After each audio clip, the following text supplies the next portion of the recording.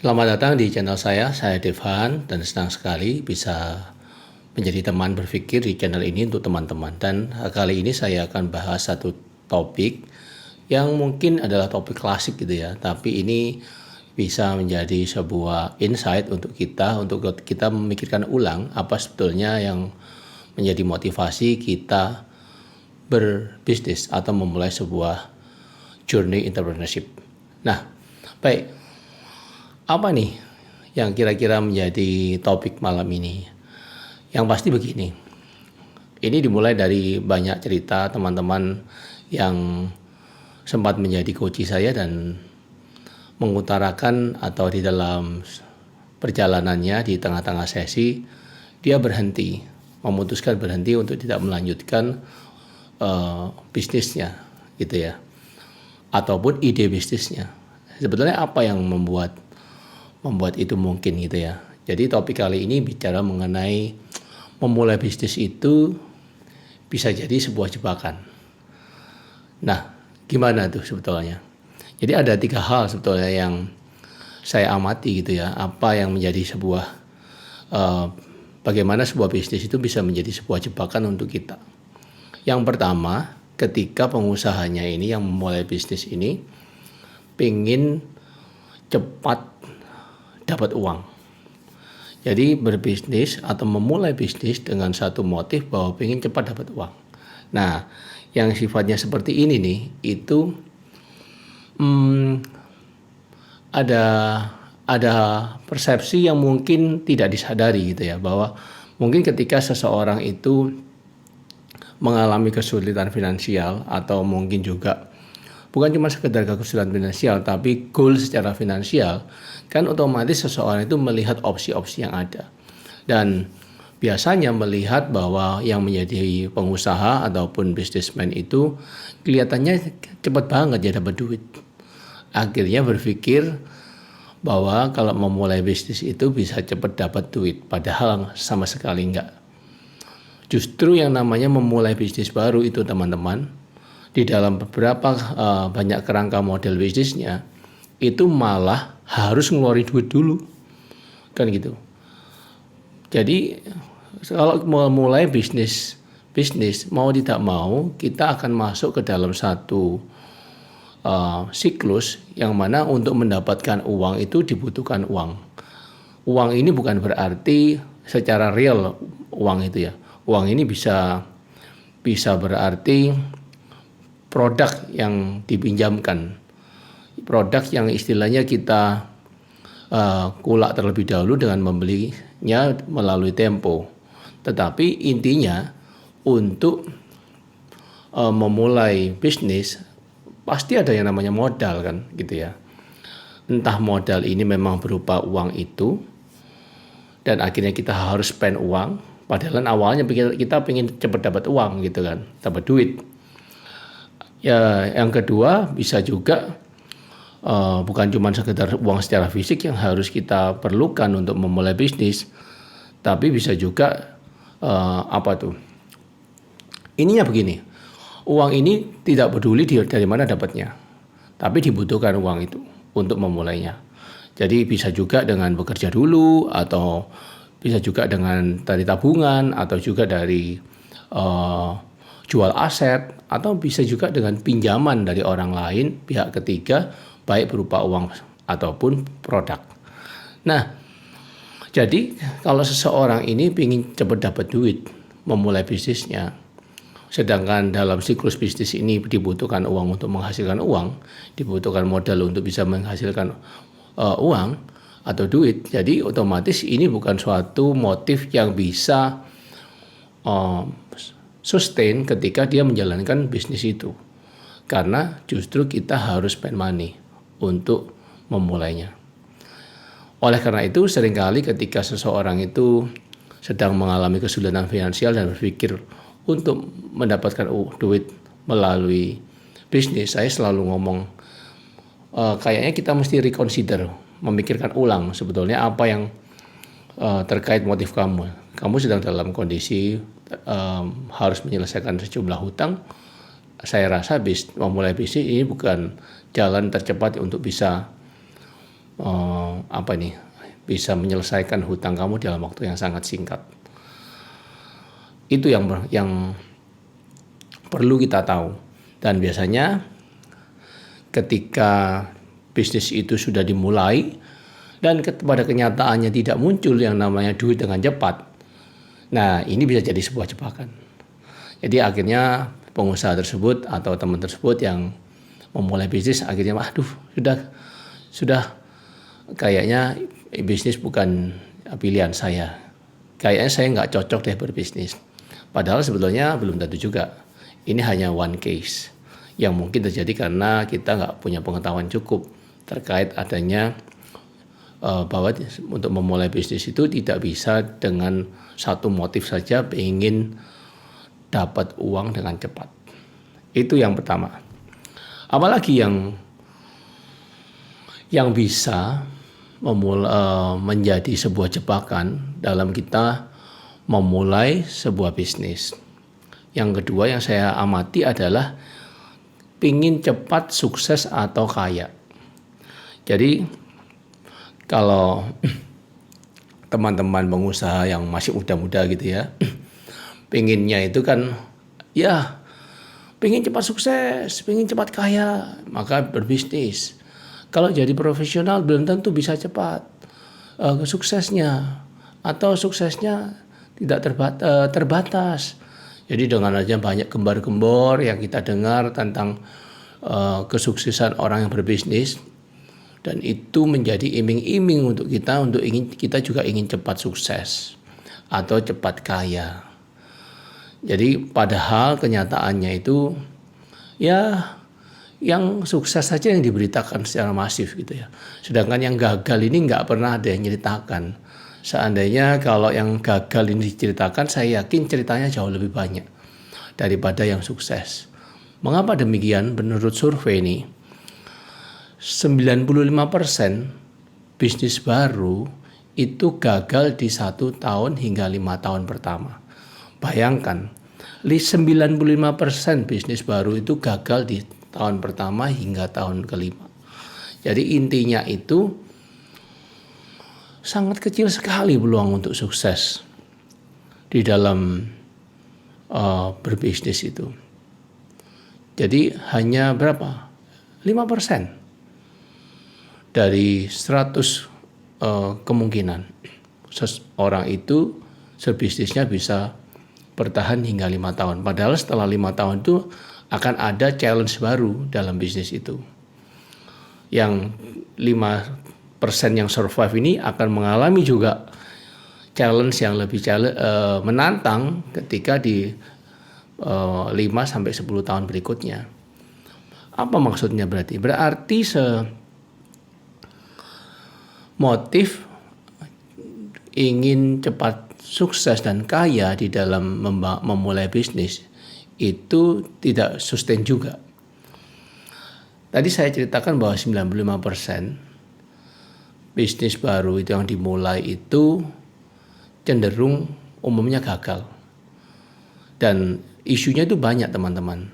Anggap saja ada 5 yang terutama deh, yang biasanya dipakai ataupun yang terjadi lah sebagai alasan. Yang pertama adalah biasanya marketnya itu nggak ada lagi setelah 1 hingga 5 tahun. Jadi mungkin pada waktu memulai bisnis itu benar-benar nggak kelihatan dulu marketnya yang mau dibidik ini punya sustainability sampai berapa tahun gitu ya. Apakah ini hanya bisnis yang tren? Seringkali kita suka banget ngikuti atau bikin bisnis yang sifatnya tren. Jadi tren bisnis kopi, semuanya ikut main kopi. Dan rata-rata pengen buka bisnis kopi. Padahal nggak tahu apakah bisnis ini akan bisa survive dalam waktu lebih dari 10 tahun, lebih dari 5 tahun. Nggak kepikir masih marketnya. Jadi bisa juga tren misalkan bisnis kuliner atau jajanan Jepang, khas Korea, khas apalah. Ini juga bisa menjadi trigger untuk kita ini mencoba masuk dalam dunia bisnis tersebut, tapi ya sekali lagi marketnya belum tentu sustain. Jadi alasan yang pertama kenapa gagal itu karena biasanya market yang nggak sustain, yang nggak ada lagi setelah itu. Atau yang kedua, habis modal, biasanya modalnya sudah habis kan 5 tahun. Atau juga bisa tim yang tidak tepat. Ketahuan nih setelah berjalan dengan tim ini nggak cocok. Ada perlu adjustment, alignment, juga perlu waktu untuk mengembangkan kemampuan diri sebagai leader, banyak hal. Atau juga kalah dengan kompetitor, ya pemain yang lama lebih unggul, saya masih coba-coba. Yang terakhir biasanya strategi harga yang mungkin kurang tepat. Hal-hal ini baru akan disadari ketika ini dijalani gitu teman-teman. Jadi baru kelihatan potensi bisnisnya setelah kita benar-benar jalan. Kalau di atas kertas semuanya terlihat indah, tapi kalau setelah dijalani faktornya banyak. Makanya saya selalu ngomong, untuk jadi sukses atau kaya, ini banyak faktor yang di luar bisnis itu yang juga akan ikut berperan. Jadi kita tidak bisa serta-merta dengan work hard aja lalu kita pastikan bahwa bisnis ini akan sukses. Apalagi dengan pola-pola teman-teman yang mungkin ingin, oke, itu franchise-nya berhasil loh, kita ambil franchise saja. Jadi ini ada kecenderungan bahwa dengan memiliki franchise tertentu pasti sukses, pasti kaya. Menurut saya masih belum tentu. Ada hal-hal yang perlu kita lihat, faktor-faktor tertentu tentang lokasi lah, tentang tim marketing lah, tentang keuangan kita juga, faktornya terlalu banyak. Jadi sekali lagi, kalau motif memulai bisnis baru dengan motif pengen cepat sukses dan kaya, teman-teman, bisnis yang sukses itu membutuhkan waktu untuk bertumbuh. Jadi mungkin ini bukan alasan, motif yang tepat untuk kita memulai bisnis baru. Ini yang kedua. Jadi apa nih kalau gitu? Yang pertama tadi sudah ya, ditanya tentang pengen cepat dapat duit, padahal belum tentu bisa. Harus ngeluarin duit ya. Kalau di bisnis baru. Yang kedua, pengen cepat sukses, butuh waktu untuk bisnis itu bertumbuh dan menjadi sukses. Yang terakhir, apa nih? Jebakan yang terakhir yang biasanya menjadi motif para teman-teman untuk memulai bisnis. Ya, saya pikir rasanya pengen punya waktu luang. Ini sekali lagi, ini kayaknya kalau kita ngelihat pengusaha-pengusaha yang sudah berhasil tuh, itu kan wah punya banyak waktu katanya, enak, bisa jalan-jalan, bisnisnya tetap cari duit buat dia. Padahal sekali lagi, memulai bisnis baru itu butuh yang namanya investasi waktu dari pengusahanya teman-teman. Jadi kita nggak bisa memungkiri bahwa yang namanya bisnis itu baru itu seperti baby yang butuh perhatian kita. Para pengusaha-pengusaha yang berhasil ketika dia memulai bisnis barunya, dia bahkan harus spend more than 8 hours a day, meluangkan waktu lebih dari 8 jam sehari, bahkan 12 jam, ada yang sampai tengah malam harus taking care of the business, harus mengelola bisnisnya, memikirkan bisnisnya, harus merencanakan apa yang harus kerjakan keesokan harinya, terus begitu. Dan ini berulang-ulang bahkan di usia-usia 1 hingga 5 tahun tadi. Butuh waktu yang diinvestasikan dari pengusaha itu. Jadi kalau tujuannya ingin dapat waktu luang, sekali lagi teman-teman, ini justru kita akan kehilangan banyak waktu yang kita miliki yang luang di saat sekarang. Kadang-kadang saya juga heran ketika teman-teman itu, ya saya bisa memahami sebetulnya ketika teman-teman itu pengen berpindah kuadran gitu ya, berpindah kuadran dari kuadran profesional gitu ya, yang 8 to 5 setiap hari yang kerja di sebuah company dan perusahaan yang baik gitu ya, lalu ingin mulai berbisnis dengan memanfaatkan waktu setelah pulang kantor yang hanya kurang lebih berapa jam. Dan ini bukan hal yang mudah untuk memulai bisnis teman-teman. Jadi butuh extra effort banget, butuh kerjasama dan dukungan dari keluarga banget. Karena apa? Ini akan menguras bukan saja sekedar waktu, tetapi tenaga. Dan ini akan dibutuhkan apa? Kepandaian untuk mengelola ekspektasi juga dengan waktu yang ada, kemudian mengelola effort kita, tenaga kita ketika kita harus double job seperti ini. Dan akan ada waktunya di mana bisnis ini yang katakanlah dimulai yang dengan sampingan itu akan membutuhkan atensi lebih banyak dari pengusahanya untuk dia masuk dan terjun langsung di dalam bisnisnya. Jadi akan ada titik di mana pengusaha ini yang double job ini harus memutuskan atau apakah dia tetap mau menjadi seorang profesional atau dia akan meluangkan waktu lebih banyak dan menjadi pengusaha penuh waktu, membangun bisnisnya. Jadi sekali lagi, kalau justru teman-teman pengen punya waktu luang dan lalu teman-teman berpikir bahwa yang namanya memulai bisnis itu bisa mendapatkan waktu luang, tunggu dulu. Ini kenyataannya justru bisnis baru itu jauh lebih membutuhkan waktu kita. Oke? Jadi kalau tujuan kita pengen berbisnis itu adalah pengen punya banyak waktu luang, kayaknya itu bukan suatu motif yang sustain gitu ya, yang bisa membuat kita tetap termotivasi. Apa maksud saya dari ketiga hal ini yang saya ingin paparkan ini? Karena begini teman-teman, karena kita ketika menjalaninya, kita itu akan kecentok ya dengan yang namanya atau kecentok ini maksudnya mengalami jalan buntu ketika ekspektasi kita ini ternyata tidak sesuai dengan harapan kita. Ternyata nggak cepat dapat duit, ternyata nggak cepat sukses juga, butuh waktu, bahkan ada risiko gagal sekian persen dari bisnis baru selalu tercenderung gagal, dan yang terakhir ekspektasi kita ternyata nggak ada waktu luang yang tersisa bahkan untuk kita menikmati hari-hari kita. Dan kalau kita sudah nggak mendapatkan semua itu, apakah kita masih mau sustain di dalam bisnis ini? Apakah kita mau terus jalan di dalam mengerjakan bisnis ini? Itu akan menentukan sebetulnya.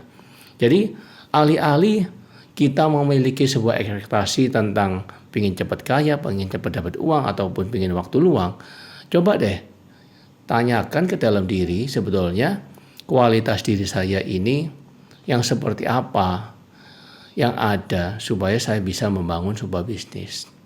Kualitas diri apa yang mendorong saya untuk berbisnis. Jadi itu akan menjadi satu motif yang kuat untuk kita memulai bisnis dan membuat kita tetap jalan ketika kita menghadapi ekspektasi yang di luar yang kita harapkan. Jadi kita akan lebih siap. Dan saya selalu ngajak teman-teman coach saya ini berpikir gini, daripada kamu mikirin sesuatu yang kamu inginkan, coba tanya aja dalam diri kamu, who you are, siapa kamu. Kalau memang kamu melihat dirimu sebagai seorang pengusaha, seorang entrepreneur, maka sebetulnya motif-motif itu hanya bumbu-bumbu aja, hanya sekedar keinginan-keinginan saja. Dan itu bisa menjadi sebuah bonus untuk kita, teman-teman yang memang sejatinya adalah seorang entrepreneur, mengerjakan bisnisnya dengan baik dan akhirnya memperoleh ketiga hal tadi. Dapat uang dengan cepat, bisa sukses dan kaya, plus dapat waktu luang. Tapi dimulai dari diri dulu. Bagaimana saya bisa memulai mengerjakan bisnis ini dengan baik. Oke? Jadi harapannya adalah teman-teman bisa terhindar dari jebakan-jebakan tadi dan mulai melihat peluang-peluang apa yang ada dalam diri untuk kita bisa mulai membangun kualitas diri menjadi seorang entrepreneur. Gitu dulu ya. Dan terima kasih udah mendengarkan dan ada sampai di akhir sesi. Senang sekali teman-teman bisa menjadi bagian dari channel ini, dan kalau teman-teman merasa channel saya ini adalah channel yang membangun, dan teman-teman suka bisa like and subscribe. Dan sampai ketemu ya di sesi yang lain dengan topik-topik yang lebih menarik. Salam.